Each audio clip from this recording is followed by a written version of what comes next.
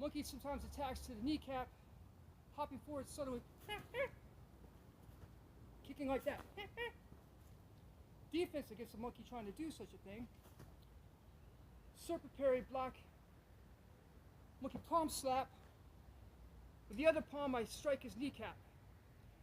Then with my inside of my forearm bone, I put my other hand on his kneecap, cause him to fall to the ground.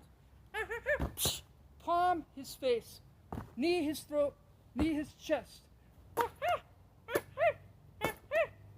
Done again. Monkey might attack like this. I would return, put my forearm inside his knee area, towards his groin area, other palm outside his knee, force him to fall to the ground.